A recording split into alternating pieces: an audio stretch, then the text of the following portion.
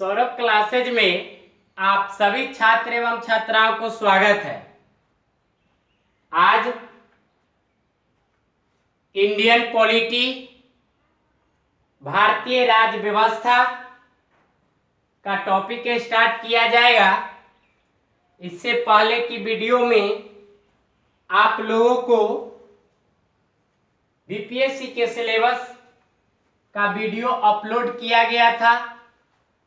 BPSC के syllabus के video upload किया गया था तो बताया गया था सभी विद्यार्थियों को कि यह सिलेबस के अकॉर्डिंग आप लोग को Saurabh classes math and reasoning Hajipur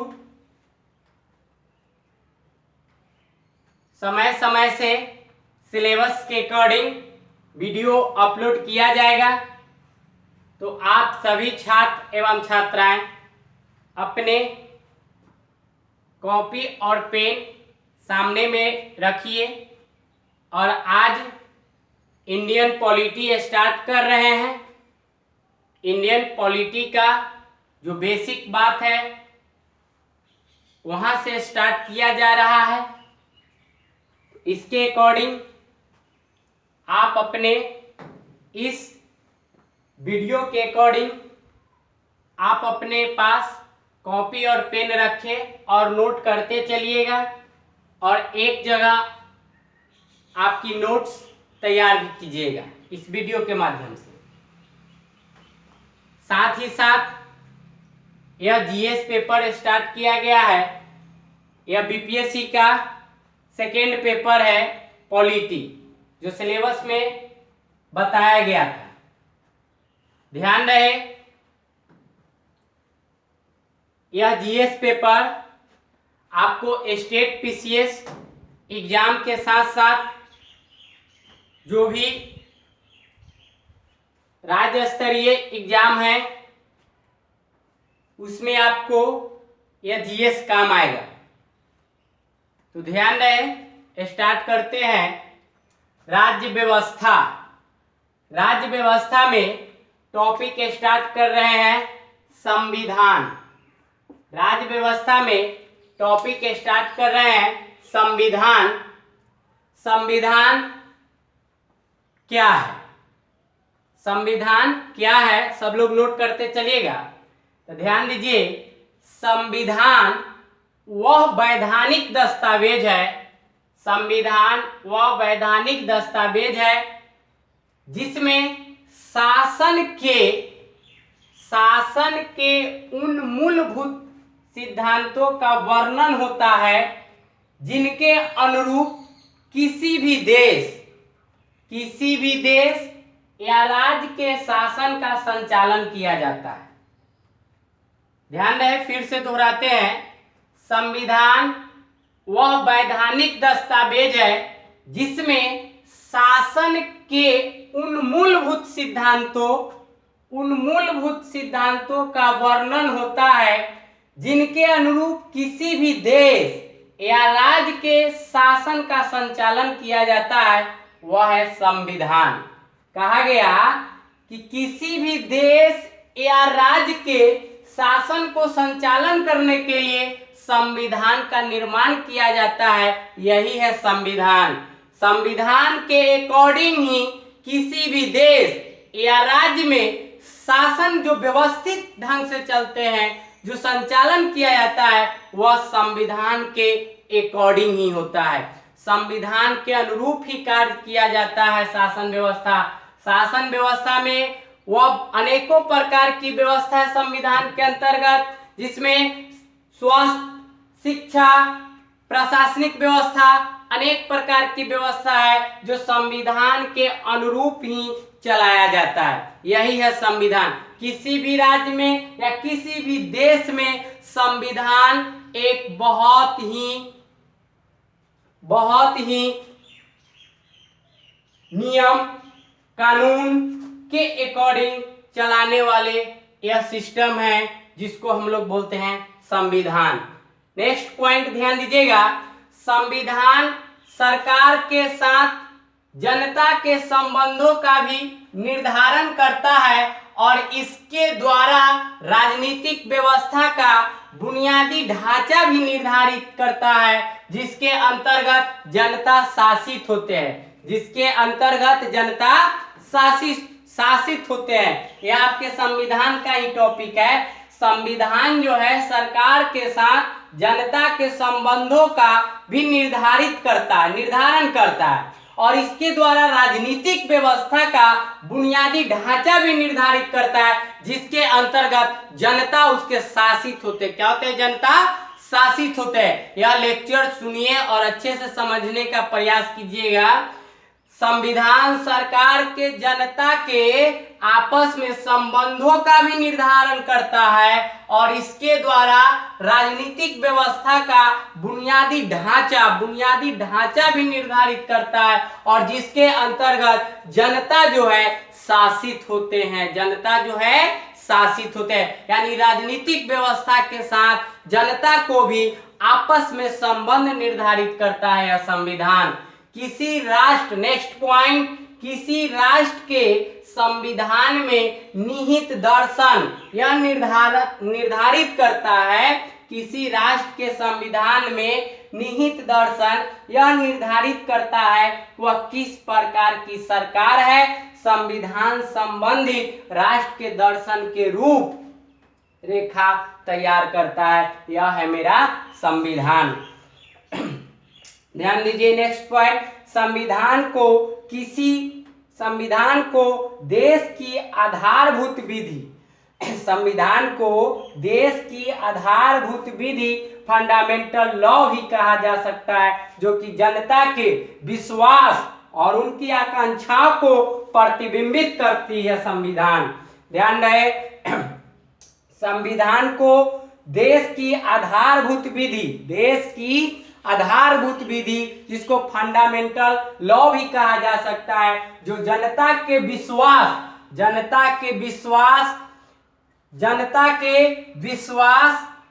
उनकी आकांक्षाओं को प्रतिबिंबित करती है। यह मेरा संविधान संबंध देश के नागरिकों के लिए कुछ अधिकार सुनिश्चित करता है, साथ ही उनके कर्तव्यों को भी परिभाषित करता है संविधान।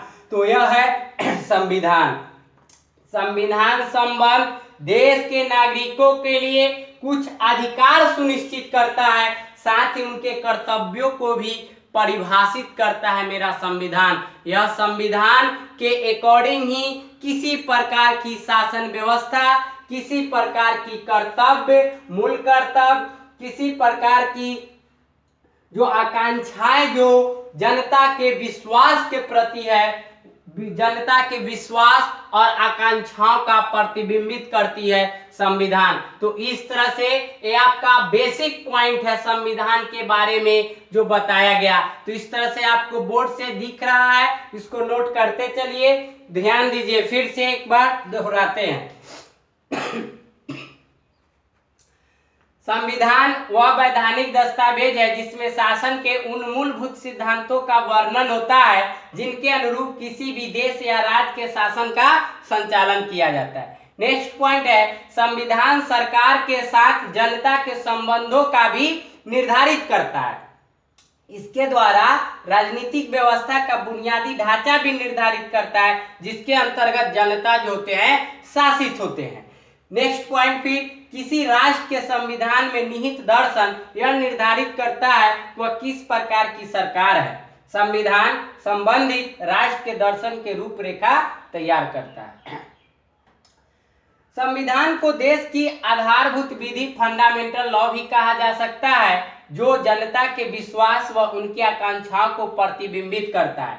संविधान संबंध देश के नागरिकों के लिए कुछ अधिकार भी सुनिश्चित करता है, साथ ही उनके कर्तव्यों को परिभाषित भी करता है। तो इस तरह से आपका ये संविधान का बेसिक पॉइंट है, ये सब नोट करते चलिएगा। नेक्स्ट पॉइंट किधर चलते हैं।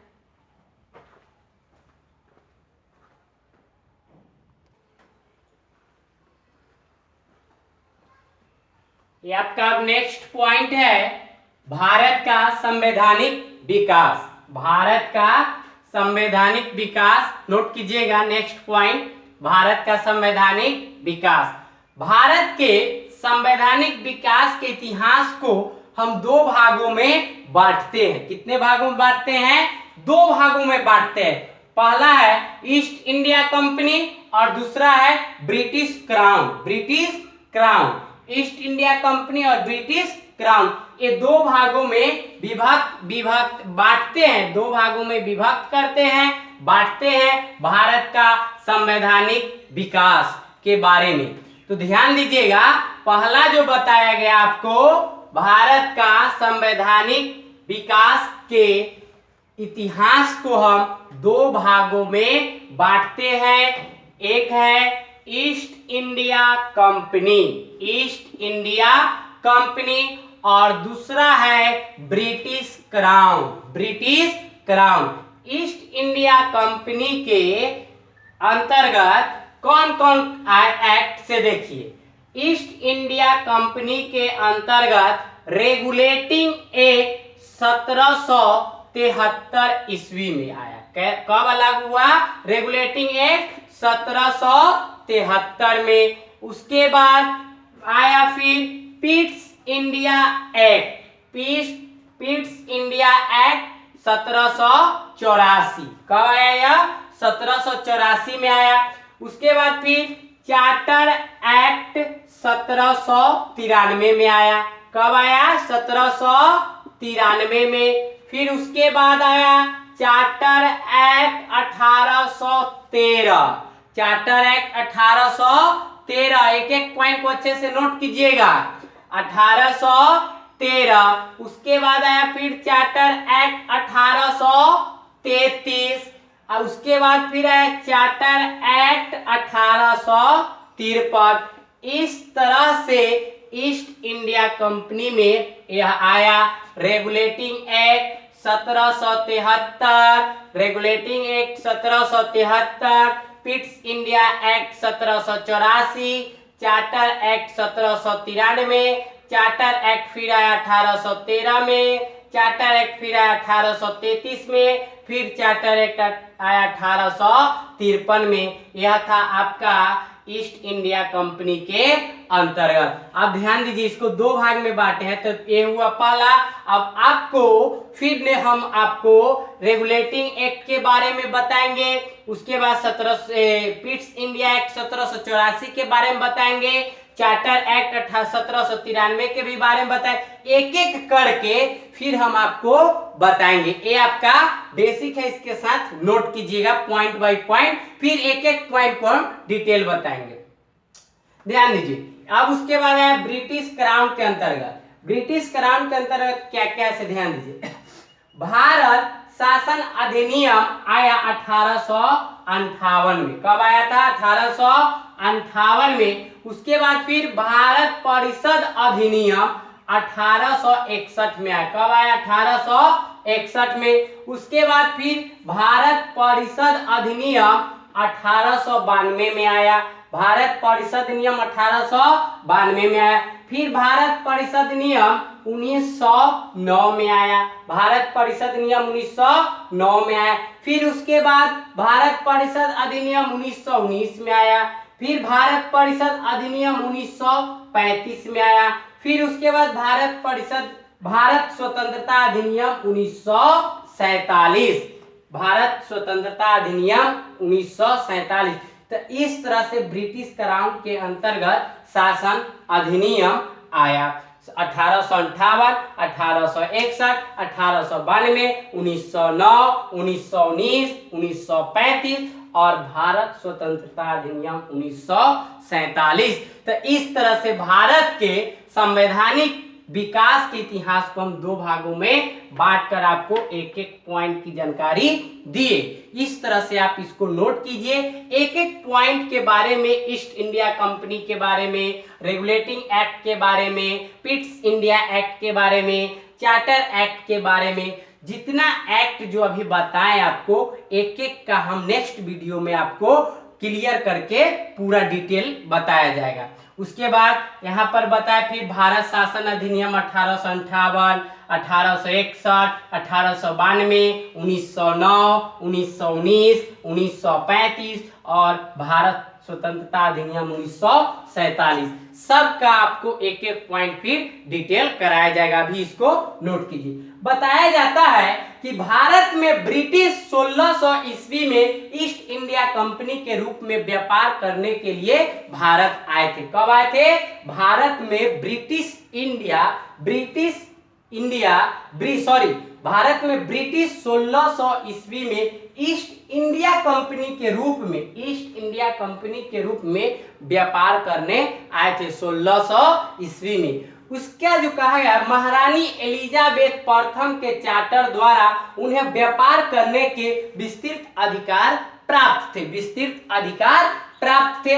उसके बाद बताया 1765 ईस्वी में बंगाल, बिहार और उड़ीसा की दीवानी प्राप्त कर ली और इसके साथ ही भारत में उसकी क्षेत्रीय शक्ति की प्रक्रिया प्रारंभ हो गया। क्षेत्र विस्तार करने लगा और धीरे धीरे क्षेत्र विस्तार करके वो अपना ईस्ट इंडिया कंपनी को क्या किया? बढ़ावा दिया। और इस तरह से ये आपका अभी जो बता रहे हैं ये सब आपका राज्य व्यवस्था के बेसिक पॉइंट अभी जिक्र किया जा रहा है। इसका फिर डिटेल्स आपको नेक्स्ट वीडियो में अपलोड किया जाएगा। तो ये अभी हम आपको राज्य व्यवस्था, भारतीय राज्य व्यवस्था, इंडियन पॉलिटी में 2 पॉइंट की जिक्र किए, एक संविधान के बारे में और दूसरा पॉइंट भारत का संवैधानिक विकास के बारे में। तो इस तरह से आप इसको नोट कीजिएगा। जो अभी बताया आपको, यहाँ पे भारत में ब्रिटिश जो 1600 ईस्वी में ईस्ट इंडिया कंपनी के रूप में काम करने आए थे